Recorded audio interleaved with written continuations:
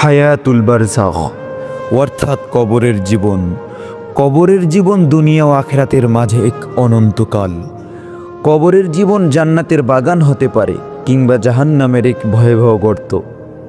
আজ আমরা কথা বলবো কবরের আযাব সম্পর্কে, যা আমাদের হৃদয়কে শিউরে দেবে। যখন একজন মানুষ মারা যায় তখন তার দুনিয়ার সব কিছু শেষ হয়ে যায়। তাকে গোসল করিয়ে কাফনে মুড়িয়ে কবরস্থানে শুয়ে দেওয়া হয়। তার প্রিয়জনেরা বিদায় জানিয়ে কবর ছেড়ে চলে যায়, আর তখন সে শোনে তার প্রিয়জনদের পায়ের শব্দ।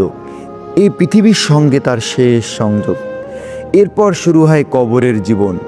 তখন সেখানে আসে মুনকার ও নাকির নামের দুই ভয়ঙ্কর ফেরেশতা। তাদের চেহারা এতই ভীতিকর যে মৃত ব্যক্তি ভয়ে অজ্ঞান হয়ে পড়ে।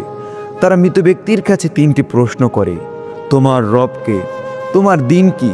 তোমার নবী কে ছিলেন? যে ব্যক্তি জীবনে আল্লাহকে বিশ্বাস করেছে, ইসলামের আদেশ মেনে চলেছে এবং নবী মুহাম্মদ সাল্লাল্লাহু আলাইহি ওয়াসাল্লামের অনুসরণ করেছে, সেই কেবল উত্তর দিতে পারবে। তার জন্য কবর প্রশস্ত হয়ে যাবে এবং সেখানে জান্নাতের এক জানালা খোলা হবে। কিন্তু যারা পাপের মধ্যে জীবন কাটিয়েছে, যারা আল্লাহর আদেশ অমান্য করেছে, তাদের জন্য কবর হয়ে উঠবে শাস্তির স্থান। গুনাহগারদের জন্য কবর হবে সংকুচিত, যেন তার শরীর চূর্ণ বিচূর্ণ হয়ে যায়। রাসূলুল্লাহ সাল্লাল্লাহু আলাইহি ওয়াসাল্লাম বলেছেন, যখন কোনো পাপী ব্যক্তি মারা যায় তখন কবর তাকে এমনভাবে চেপে ধরে যে তার পাঁজরের হাড় একে অপরের সঙ্গে মিশে যায়। এরপর মুনকার ও নাকির তাকে যে প্রশ্নই করে না কেন, সে উত্তর দিতে ব্যর্থ হয়। সে ভয়ে শুধু বলে, আমি জানি না। যখন মুনকার ও নাকির তার ব্যর্থতার সাক্ষী হন, তখন তারা লোহার চাবুক নিয়ে আসে।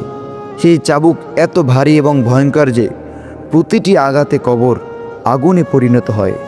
রাসূলুল্লাহ সাল্লাল্লাহু আলাইহি সাল্লাম বলেছেন, যখন একজন পাপীকে আঘাত করা হয় তখন সেই আঘাতের শব্দ পৃথিবীর সব জীব শুনতে পায়, শুধু মানুষ ও জিন ব্যতীত। প্রতিটি আঘাত তার শরীরে প্রতিটি স্নায়ুকে জ্বালিয়ে দেয়।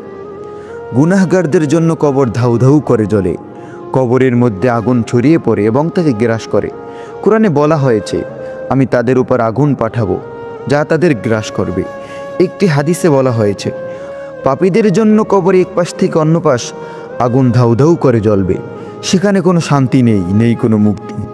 তারা আল্লাহর কাছে প্রার্থনা করবে, হে আল্লাহ, আমাকে মুক্তি দাও, আমাকে আরেকবার পৃথিবীতে পাঠাও। কিন্তু তাদের কান্না শোনার মতো কেউ থাকবে না। কবরের আযাব বিভিন্ন রকমের হতে পারে, যা মানুষের গুনাহ অনুযায়ী নির্ধারিত হয়। যারা নামাজ ছেড়ে দিয়েছে তাদের কবর এমনভাবে পিষে ফেলবে যেন তারা ধ্বংস হয়ে যায়।